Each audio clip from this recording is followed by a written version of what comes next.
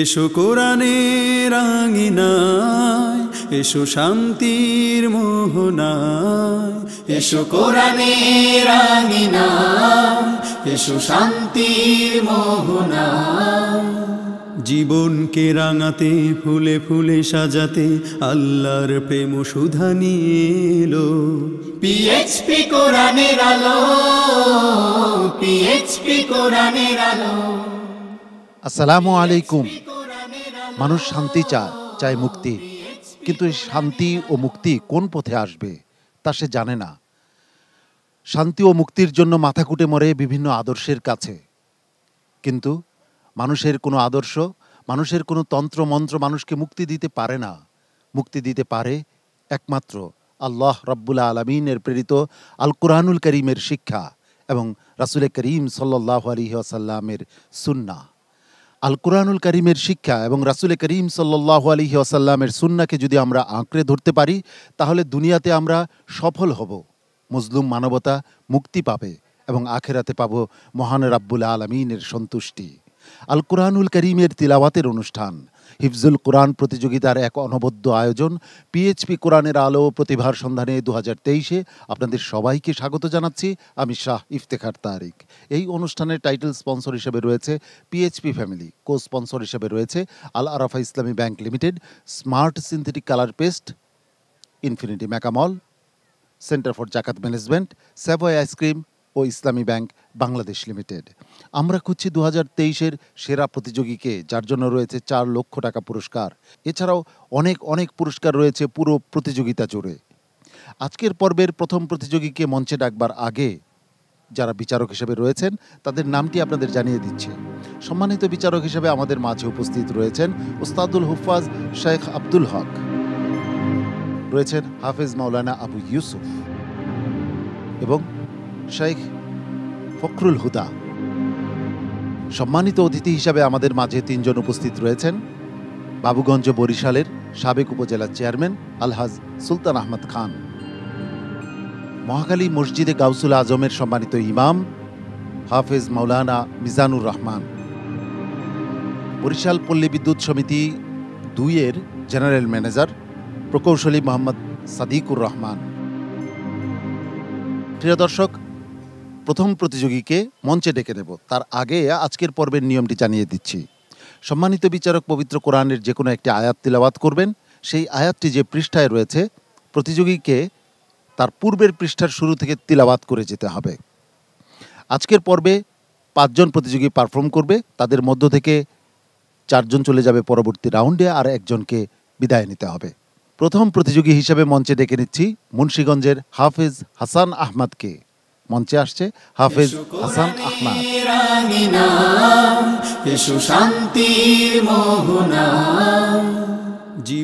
আসসালামু আলাইকুম ওয়া রাহমাতুল্লাহি ওয়া বারাকাতুহু। ওয়া আলাইকুম আসসালাম ওয়া রাহমাতুল্লাহি ওয়া বারাকাতুহু। আউযু বিল্লাহি মিনাশ শাইতানির রাজীম। বিসমিল্লাহির রহমানির রহিম। من كفر فعليه كفره. أعوذ بالله من الشيطان الرجيم.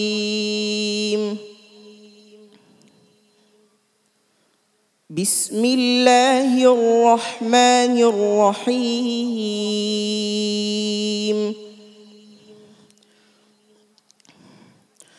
ربنا وأدخلهم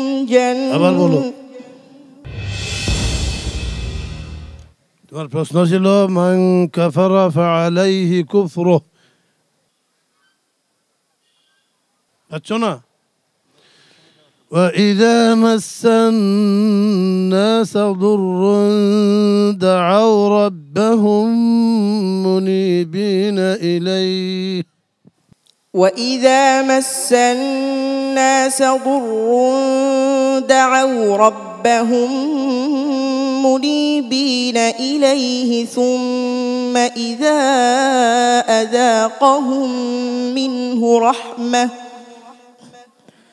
ثم إذا أذاقهم منه رحمة إذا فريق منهم بربهم يشركون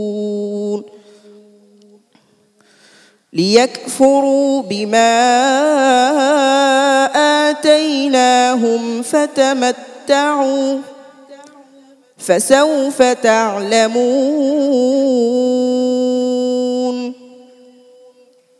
أم أنزلنا عليهم سلطانا فهو يتكلم بما كانوا به يشركون وإذا أذقنا الناس رحمة فرحوا بها وإن تصبهم سيئة بما قدمت أيديهم إذا هم يقنطون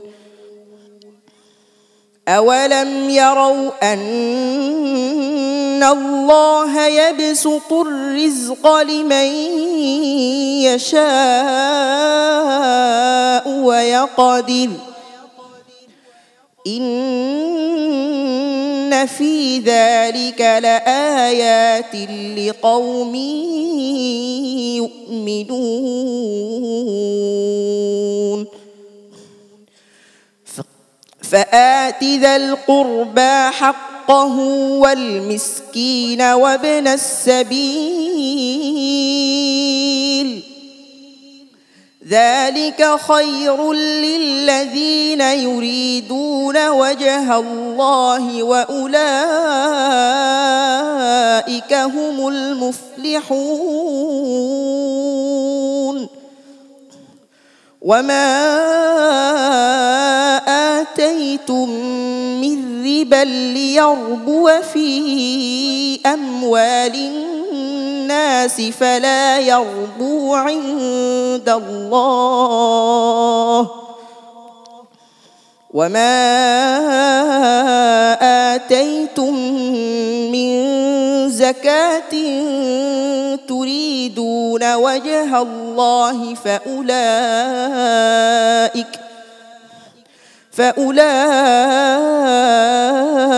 هم المضعفون الله الذي خلقكم ثم رزقكم ثم يميتكم ثم يحييكم هل من شركائكم من يفعل من ذلكم من شيء سبحانه وتعالى عما يشركون حسبك. صدق الله العظيم. الله الذي خلقكم ثم رزقكم آياتي আবার একটু পড়ো তো الله الذي خلقكم ثم رزقكم ثم يميتكم ثم يحييكم মাশাআল্লাহ। হাসান মাহমুদের তিলাওয়াত শুনছিলাম। শুরুতে একটু হোঁচট খেলেও শেষ পর্যন্ত হাসান মাহমুদ কেমন করলো, তার তিলাওয়াত কেমন হলো জেনে আসি শেখ ফখরুল হুদার কাছ থেকে। জি ধন্যবাদ। মাশাআল্লাহ, হাসান মাহমুদ চমৎকার সুরে এবং ভালো চমৎকার আন্দাজে তিলাওয়াত করেছে। শুরুতে তার একটা সমস্যা হয়ে গেছে, সেটা সেই বুঝতেছে কি হয়েছে। বাকি তার তিলাওয়াতের মান খুব ভালো ছিল মাশাআল্লাহ। এই যে আয়াতটা আমি দোহরাইছি, তার ইউহয়িকুম শব্দটা অস্পষ্ট ছিল, এই জন্য। ওস্তাদ জি। জি আলহামদুলিল্লাহ। হাসান আহমদ সব সময় তেলাওয়াত খুব মজবুত সুন্দর তেলাওয়াত করে আসছে, আজকেও তেমনটি হয়েছে, কিন্তু একটি শব্দে একটু হুসুট খেতে হয়েছে। এটা তো আজকে হওয়া ঠিক হয় নাই, আরও সতর্কতার সাথে তোমার তেলাওয়াত করা উচিত ছিল। ওভারঅল ইনশাআল্লাহ তেলাওয়াত খুব ভালো হয়েছে, আলহামদুলিল্লাহ। তুমি এগিয়ে যাও। মোহতারাম অতিথি আলহাজ সুলতান আহমদ খান সাবেক উপজেলা চেয়ারম্যান, আপনার কাছে কেমন লাগছে? পিএসপি কোরআনের আলো অনুষ্ঠান বরিশালের বায়তুল আমান জামে মসজিদ কমপ্লেক্স করার জন্য এই পরিবারকে আমরা আন্তরিক মোবারকবাদ জানাচ্ছি এই কমপ্লেক্সের পক্ষ থেকে। এবং আজকের প্রতিযোগী হাসান মাহমুদ অত্যন্ত সুন্দরভাবে পবিত্র কোরআন তেলাওয়াত করেছেন। উনি একজন হাফেজ। আমরা আমাদের মনের অন্তরস্থল থেকে তাকে মোবারকবাদ জানাই, ধন্যবাদ জানাই। সম্মানিত অতিথি হাফেজ মাওলানা মিজানুর রহমান, আমি ব্যক্তিগতভাবে তার তেলাওয়াত শুনে ভালো লাগলো। আমাদের সম্মানিত বিচারক মহোদয়গণ তার তেলাওয়াতের মূল্যায়ন করেছেন, যেই জায়গা থেকে প্রশ্ন করেছে এটা সহজভাবে সকল হাফেজ তেলাওয়াত করতে পারে না। ওই পৃষ্ঠাটা যেভাবে সহজ সুন্দরভাবে তেলাওয়াত করেছে, সেই জন্য আরও সুন্দর তেলাওয়াত করতে পারে। মহান আল্লাহ তাআলার কাছে এই দোয়া করি। মোহতারাম অতিথি প্রকৌশলী মোহাম্মদ সাদিকুর রহমান। হাসান মাহমুদের তেলাওয়াত অত্যন্ত সুন্দর। আমি তার সাফল্য কামনা করছি এবং পরবর্তী পর্বে তাকে যেন আবার দেখতে পাই এই কামনা করতেছি। অনেক অনেক শুভকামনা করছি তোমার জন্য। দেখা যাক কি ফলাফল আসে। আসসালামু আলাইকুম ওয়া রাহমাতুল্লাহি ওয়া বারাকাতুহু। এই অনুষ্ঠানের টাইটেল স্পন্সর হিসেবে রয়েছে পিএইচপি ফ্যামিলি। প্রিয় দর্শক, আমরা খুঁজছি 2023-এর সেরা প্রতিযোগীকে, যার জন্য রয়েছে 4 লক্ষ টাকা পুরস্কার। দ্বিতীয়, তৃতীয়, চতুর্থ স্থান অধিকারীর জন্য রয়েছে যথাক্রমে 3 লক্ষ, 2 লক্ষ, 1 লক্ষ টাকা পুরস্কার। এছাড়াও বিভিন্ন ক্যাটাগরিতে রয়েছে অনেক পুরস্কার। এই পুরস্কারগুলো স্পন্সর করেছে বাংলা ক্যাট। এবারের প্রতিযোগী মাদারীপুরের আব্দুর রহমান।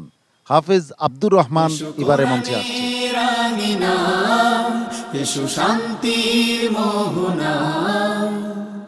আসসালামু আলাইকুম ওয়া রাহমাতুল্লাহি ওয়া বারাকাতুহু। وعليكم السلام ورحمة الله وبركاته. أعوذ بالله من الشيطان الرجيم. أم لهم إله غير الله سبحان الله عما يشركون. أعوذ بالله من الشيطان الرجيم. بسم الله الرحمن الرحيم. أفسحر هذا أم أنتم لا تبصرون.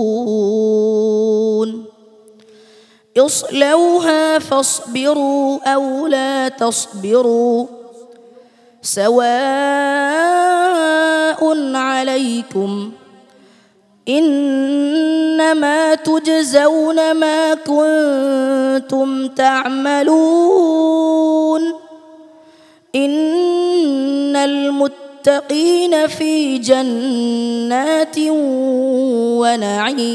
ونعيم فاكهين بما آتاهم ربهم ووقاهم ربهم عذاب الجحيم.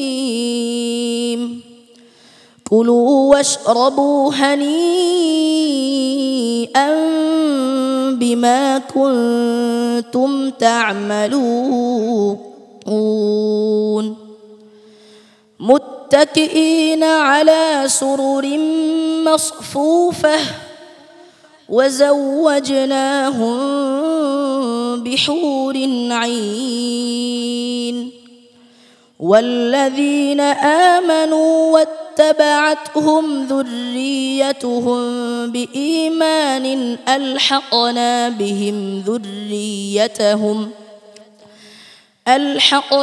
بهم ذريتهم وما ألتناهم من عملهم من شيء كل امرئ بما كسب رهين. وأمددناهم بفاكهة ولحم مما يشتهون. يتنازعون فيها كأسا لا لغو فيها ولا تأثيم. ويطوف عليهم غلمان لهم كأنهم لؤلؤ مكنون. وأقبل بعضهم على بعض يتساءلون قالوا إنا كنا قبل في أهلنا مشفقين فمن الله علينا ووقانا عذاب السموم إنا كنا من قبل ندعوه إنه هو البر الرحيم فذكر فما أنت بنعمة ربك بكاهن ولا مجنون أم يقولون شاعر نتربص به ريب المنون قل تربصوا فإني معكم من المتربصين حسبك صدق الله مولانا العظيم উস্তাদজি আব্দুর রহমানের তিলাওয়াতের পুঙ্খানুপুঙ্খ বিশ্লেষণ আপনার কাছ থেকে শুনতে চাচ্ছি। খুব সুন্দর তেলাওয়াত করেছে, কিন্তু তার গলার সুরটা মনে হয় ঠান্ডার ভাব আছে নাকি ঠান্ডা লেগেছে, কেমন জানি ফ্যাস ফ্যাস হয়ে গেছে, ফ্যাস ফ্যাসে আওয়াজ হয়ে গেছে। তার তেলাওয়াত তো আরও সুন্দর হয়। তো আলহামদুলিল্লাহ, এমন কোনো সমস্যা হয় না। ইয়েতানা ইয়েতানা এটা দুইবার কেন বলতে গেলা? উস্তাদ জি আমার মুখে বাজে গেছিল। এরকম যেন না হয়, খুব সতর্ক থাকতে হবে ইনশাল্লাহ। কি বলো? জি ইনশাআল্লাহ। ওভারঅল মোটামুটি আলহামদুলিল্লাহ তেলাওয়াত খুব সুন্দর হয়েছে। যাও তুমি এগিয়ে যাও। শেখ ফখরুল হুদা, আমার মনে হচ্ছিল তুমি যেভাবে পড়তে চাচ্ছ বা আগে আরো তোমার তিলাওয়াত আমরা শুনেছি, আজকে তেমনটা পড়তে তুমি পারছিলে না। জানি না কি হয়েছে তোমার। আওয়াজ শেখে যা বললেন, আগামীতে ইনশাল্লাহ ভালো করবো। হাফিজ মাওলানা আবু ইউসুফ, গলা ভালো না হলে যতই চেষ্টা করো তেলাওয়াত ভালো হবে না, ঠিক আছে? তুমি বলবে একটা, বিচারক শুনবে আরেকটা। তো সতর্ক থাকবে এবং খুব যত্ন নেবে। গাউসুল আজম জামে মসজিদ, মহাখালী, ঢাকার সম্মানিত ইমাম হাফিজ মাওলানা মিজানুর রহমান, সংক্ষিপ্ত মতামত চাচ্ছি। তার পড়ার দিকে তার চিন্তা মনোনিবেশ যদি আমরা একটু খেয়াল করি, তাহলে সে অনেক সুন্দর একটি তেলাওয়াত উপহার দিয়েছে। আমি তার আরও সুন্দর তেলাওয়াত করার জন্য মহান আল্লাহ তাআলার কাছে তার জন্য দোয়া করি। আব্দুর রহমানের জন্য অনেক অনেক ভালোবাসা এবং দোয়া আমার পক্ষ থেকে এবং দর্শক মণ্ডলীর পক্ষ থেকে। আসসালামু আলাইকুম ওয়া রাহমাতুল্লাহি ওয়া বারাকাতুহু। পিএইচপি কোরআনের আলো প্রতিভার সন্ধানে 2023-এ এইবারে মঞ্চে ডেকে নিচ্ছি রাফসান মাহমুদ জিসান। কুমিল্লার প্রতিযোগী হাফেজ রাফসান মাহমুদ জিসান এবারে মঞ্চে আসছে।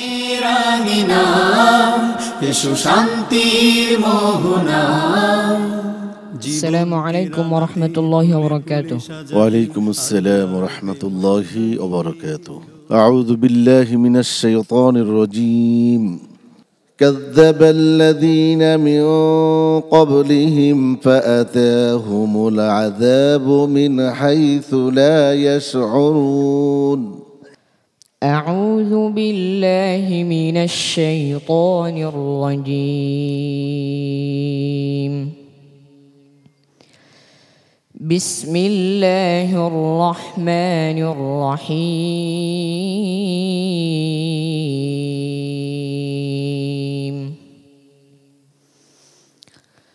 قل إني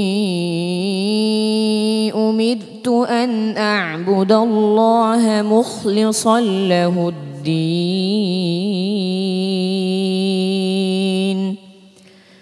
وأمرت لأن أكون أول المسلمين.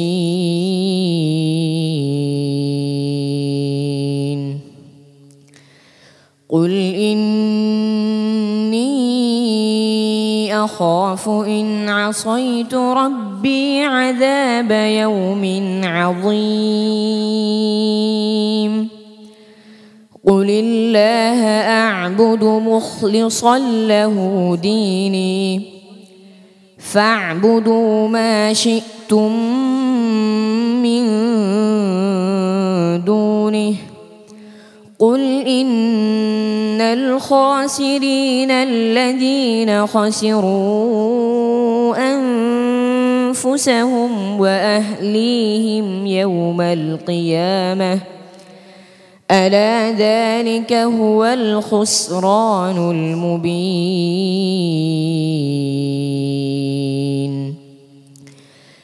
لهم من فوقهم ظلل من النار ومن تحتهم ظلل ذلك يخوف الله به عباده يا عباد فاتقون والذين اجتنبوا الطاغوت أن يعبدوها وأنابوا إلى الله لهم البشرى فبشر عباد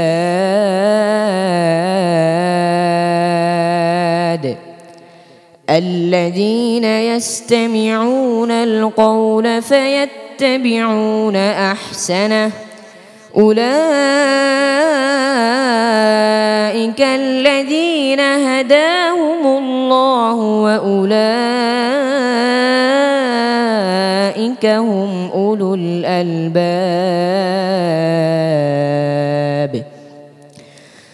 أفمن حق عليه كلمة العذاب أفأنت تنقذ من في النار لكن الذين اتقوا ربهم لهم غرف من فوقها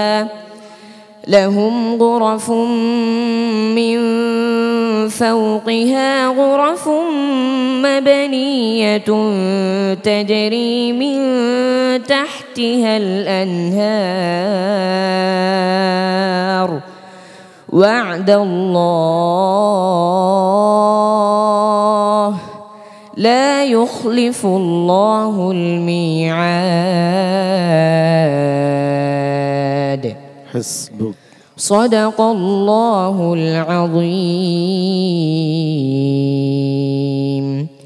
وصدق رسوله النبي الكريم মাশাআল্লাহ। প্রিয় দর্শক, রাফসানের তেলাওয়াত শুনছিলাম। রাফসানের তেলাওয়াত সবসময়ই আমার বেশ প্রিয়। আজ কেমন করেছে সম্মানিত বিচারকদের কাছ থেকে জেনে আসি। হাফেজ মাওলানা আবু ইউসুফ, তোমার বিগত দিনের পারফরমেন্স আর আজকেরটা কি ঠিক আছে নাকি? চেষ্টা করেছি আর একটু মনোযোগ সহকারে তেলাওয়াত করো। এরপরে যতটা পর্ব এটা একটার পর একটা খুব কঠিন হবে রাফসান। হ্যাঁ, খুব মনোযোগ সহকারে তেলাওয়াত করবে। মাশাআল্লাহ, এগিয়ে যাও উস্তাদ জি। তুমি চেষ্টা করে যাও যেন সামনে আরো ভালো করতে পারো ইনশাআল্লাহ। সেভাবে মেহনত করবে, তেলাওয়াত করবে, আল্লাহর কাছে তৌফিক চাইবে ইনশাআল্লাহ। এগিয়ে যাও। শেখ ফখরুল হুদা। আলহামদুলিল্লাহ, শুকরিল্লাহ। আমি ব্যক্তিগতভাবে খুবই স্বাদ পাচ্ছিলাম তার তেলাওয়াতে। তার তেলাওয়াতের আন্দাজ আমার কাছে খুবই ভালো লাগছিল। তার ওয়াকফা আসলগুলি খুবই সুন্দর ছিল। ভবিষ্যতে আরো ভালো করবা, আরো মনোযোগ দিয়ে আরো সাহস নিয়ে পড়বো ইনশাআল্লাহ। ইনশাআল্লাহ। সম্মানিত অতিথি জনাব সুলতান আহমদ খান। খুব সুন্দর হাফেজ সাহেব পবিত্র কোরআন তেলাওয়াত করেছেন। তার ভবিষ্যৎ আরো সুন্দর হোক কামনা করছি। মোহতারাম অতিথি প্রকৌশলী মোহাম্মদ সাদিকুর রহমান। সুন্দর তেলাওয়াত করেছে, তার সাফল্য কামনা করছি। রাফসান মাহমুদ জিসান, তোমার জন্য শুভকামনা এবং ভালোবাসা আমার এবং দর্শকদের পক্ষ থেকে। আসসালামু আলাইকুম ওয়া রাহমাতুল্লাহি ওয়া বারাকাতুহু। আজকের পর্বের এবারের প্রতিযোগী মশিউর রহমান, হাফেজ মশিউর রহমান আসছে নোয়াখালী থেকে।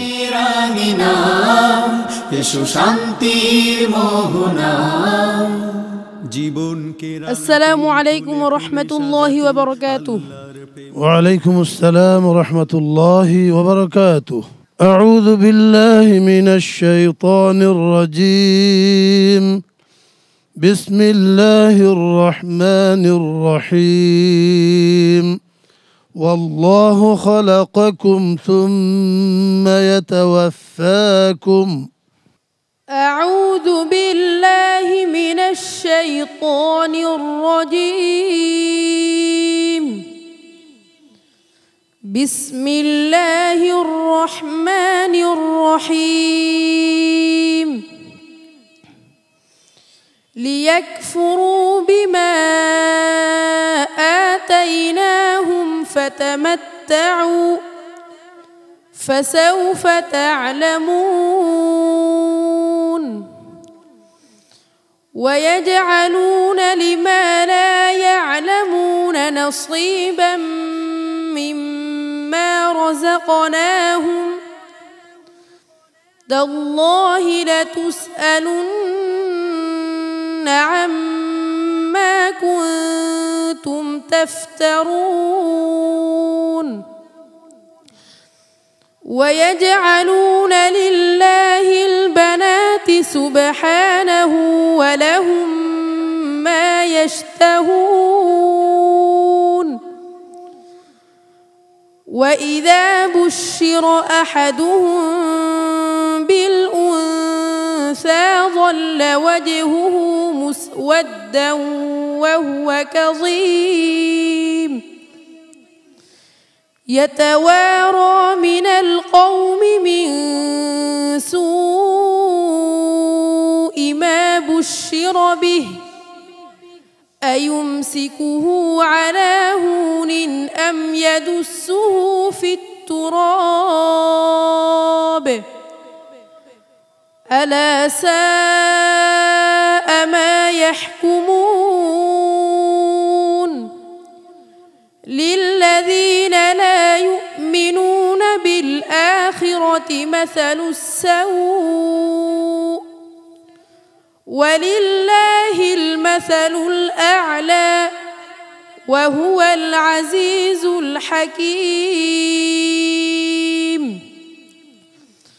ولو يؤاخذ الله الناس بظلمهم ما ترك عليها من دابة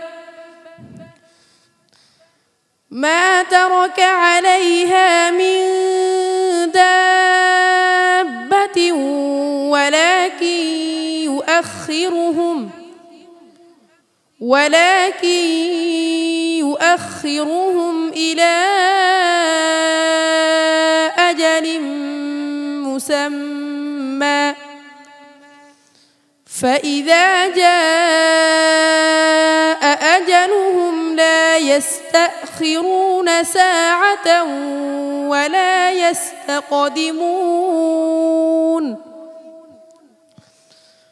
ويجعلون لله ما يكرهون وتصف ألسنتهم الكذب أن لهم الحسنى لا جرم أن لهم النار وأنهم مفرطون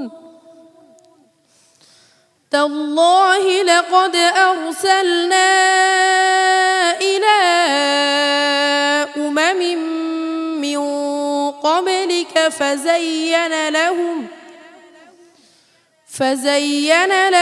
الشيطان أعمالهم فهو وليهم اليوم حسبك صدق الله العظيم সম্মানিত বিচারক শাইখ ফখরুল হুদা মশিউর রহমানের আজকের পারফরমেন্স কেমন ছিল আপনার কাছে?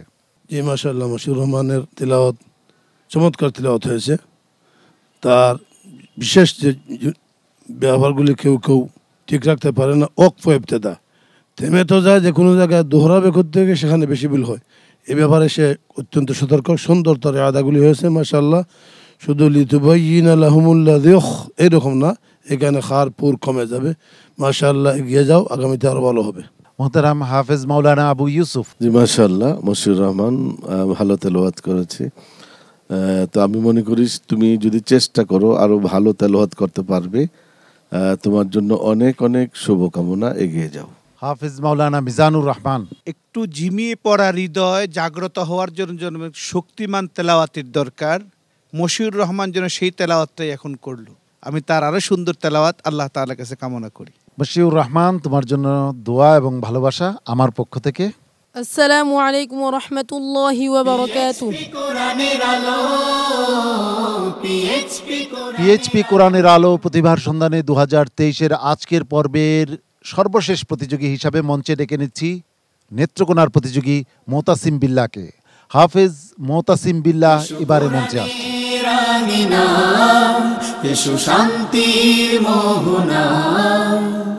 আসসালামু আলাইকুম ওয়া রাহমাতুল্লাহি ওয়া বারাকাতুহু। ওয়া আলাইকুম আসসালাম ওয়া রাহমাতুল্লাহি ওয়া বারাকাতুহু। আউযু বিল্লাহি মিনাশ শাইতানির রাজীম। ولا تصل على أحد منهم مات أبدا ولا تقم على قبره. أعوذ بالله من الشيطان الرجيم. بسم الله الرحمن الرحيم.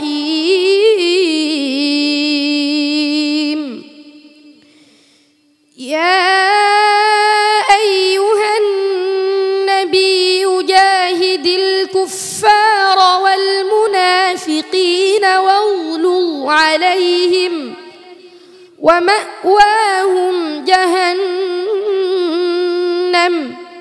وبئس المصير.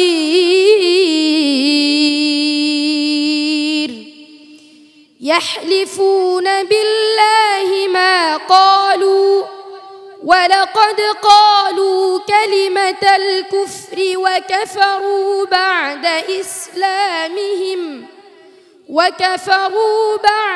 إسلامهم وهموا بما لم ينالوا وما نقموا إلا أن أغناهم الله ورسوله من فضله فإن يتوبوا يك خيرا لهم وإن يتولوا يعذبهم الله عذابا أليما في الدنيا والآخرة وما لهم في الأرض من ولي ولا نصير. ومنهم من عاهد الله لئن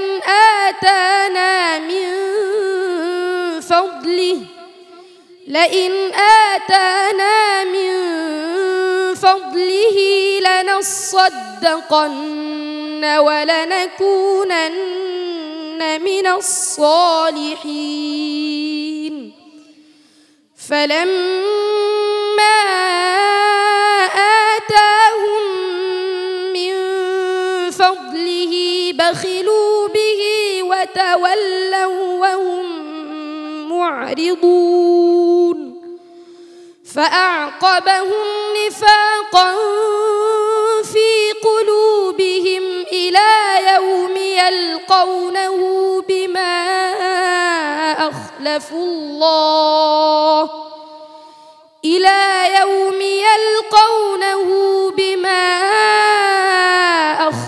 الله ما وعدوه وبما كانوا يكذبون. ألم يعلموا أن الله يعلم سرهم ونجواهم وأن الله علام الغيوب. الذين يلمزون المطوعين من المؤمنين في الصدقات والذين لا يجدون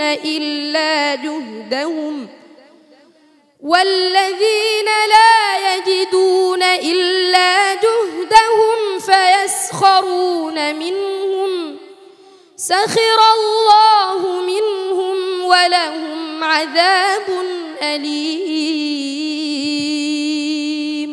حسبك. صدق الله مولانا العظيم. العظيم وصدق رسوله النبي الكريم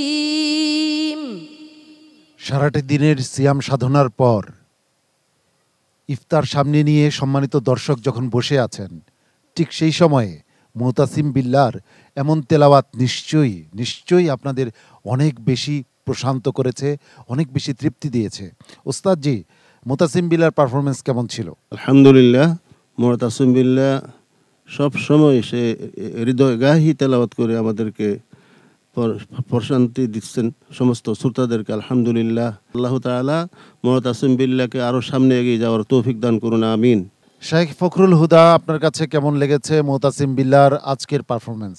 মাশাআল্লাহ মাশাআল্লাহ, মুতাসিম বিল্লাহ সুন্দর তেলাওয়াত করেছে। আওয়াজ একটু বসে যাচ্ছে তোমাদের সবারই মনে হচ্ছে। তোমরা ঘুম ঠিক মতো ঘুমাইবা, ঠান্ডা খাইবা না, বাতাসে ঘোরাফেরা করবা না, আগামীতে যাতে আরো ভালো পড়তে পারো। প্রকৌশলী মোহাম্মদ সাদিকুর রহমান, আল্লাহ তাআলা তার গলায় এত সুন্দর সুর দিয়েছেন, মনোমুগ্ধকর। তার সাফল্য কামনা করছি। মুতাসিম বিল্লাহ, তোমার জন্য শুভকামনা। কিছুক্ষণের মধ্যেই তো ফলাফল চলে আসবে ইনশাআল্লাহ, দেখা যাক কি হয়। আসসালামু আলাইকুম ওয়া রাহমাতুল্লাহি ওয়া বারাকাতুহু। পিএইচপি কোরআনের আলো প্রতিভার সন্ধানে 2023-এ প্রিয় দর্শক, 5 প্রতিযোগীর পারফরমেন্স আমরা উপভোগ করেছি বিরতির আগে। এবার ফলাফল ঘোষণার পালা। সর্বোচ্চ নম্বর নিয়ে যে যাবে পরবর্তী রাউন্ডে, তার জন্য রয়েছে স্মার্ট সিনথেটিক কালার পেস্টের পক্ষ থেকে একটি আকর্ষণীয় গিফট হ্যাম্পার। আর যে বিদায় নেবে তার জন্য রয়েছে কোরআনের আলো ফাউন্ডেশনের পক্ষ থেকে 10,000 টাকা মূল্যমানের চেক। সর্বোচ্চ নম্বর নিয়ে যে যাবে পরবর্তী রাউন্ডে, তার জন্য রয়েছে স্মার্ট সিনথেটিক কালার পেস্টের পক্ষ থেকে একটি আকর্ষণীয় গিফট হ্যাম্পার। আর যে বিদায় নেবে তার জন্য রয়েছে কোরআনের আলো ফাউন্ডেশনের পক্ষ থেকে 10,000 টাকা মূল্যমানের চেক। সর্বোচ্চ নম্বর নিয়ে কে যাচ্ছে পরবর্তী রাউন্ডে?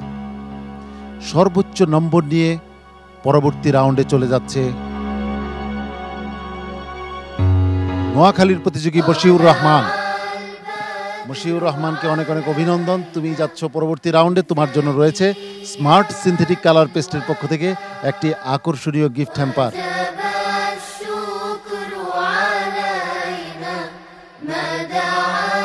বশিউর রহমান, অনেক অভিনন্দন এবং শুভেচ্ছা, তুমি তোমার আসন গ্রহণ করো। বাকি রয়ে গেল 4 জন। আমার বাইরে রয়েছে মুন্সিগঞ্জের প্রতিযোগী হাসান আহমদ, তারপর রয়েছে বাদারীপুরের আব্দুর রহমান, আমার ডানে রয়েছে রাফসান মাহমুদ কুমিল্লার প্রতিযোগী, এবং সর্বডানে রয়েছে মুতাসিম বিল্লাহ নেত্রকোনার প্রতিযোগী। এই 4 জন প্রতিযোগীর মধ্য থেকে একজনকে বিদায় নিতে হবে। মুতাসিম বিল্লাহ, তুমি যাচ্ছ পরবর্তী রাউন্ডে, তুমি তোমার আসন গ্রহণ করো। রাফসান মাহমুদ জিসান, আজকের পর্বে তুমি ভালোই করেছো, তুমি যাচ্ছ পরবর্তী রাউন্ডে।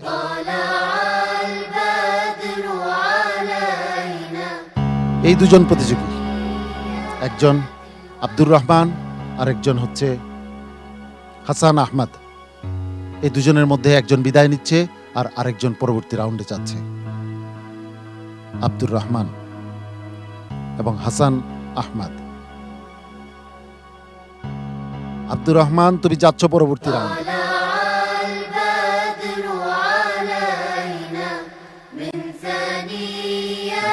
গ্রহণ করো। আর হাসান আহমদ, আজকের পর্বটি তোমার জন্য ভালো যায়নি, তারপরও যারা তোমার তিলাওয়াত শুনেছেন আগের পর্বগুলোতে, নিশ্চয়ই তারা তোমাকে ভুলবেন না, তোমার জন্য দোয়া করবেন এবং ভবিষ্যতে তুমি অনেক ভালো করবে, এই প্রত্যাশা রইল। তোমার জন্য রয়েছে কোরআনের আলো ফাউন্ডেশনের পক্ষ থেকে 10,000 টাকা মূল্যমানের চেক।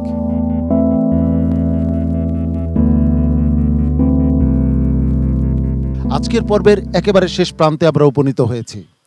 সম্মানিত বিচারক মণ্ডলীকে ধন্যবাদ ও কৃতজ্ঞতা জানাচ্ছি, ধন্যবাদ ও শুকরিয়া জানাচ্ছি সম্মানিত অতিথিদেরকে।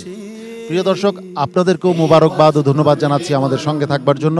আগামীকাল একই সময়ে আপনাদের প্রিয় স্যাটেলাইট চ্যানেল এনটিভির পর্দায় আপনাদের প্রিয় অনুষ্ঠান হিফজুল কোরআন প্রতিযোগিতার নান্দনিক পরিবেশনা পিএইচপি কোরআনের আলো প্রতিভার সন্ধানে 2023 দেখার আন্তরিক আমন্ত্রণ জানাচ্ছি। মহান রাব্বুল আলামিন আপনাদের সবাইকে ভালো রাখুন, সুস্থ রাখুন, ঈমান ও আমলের সঙ্গে রাখুন। এই প্রত্যাশায় আমি শাহ ইফতেখার তারিক আজকের মতো এখানেই বিদায় নিচ্ছি। আসসালামু আলাইকুম ওয়া রাহমাতুল্লাহি ওয়া বারাকাতুহু। পিএইচপি কোরআনের আলো, পিএইচপি কোরআনের আলো।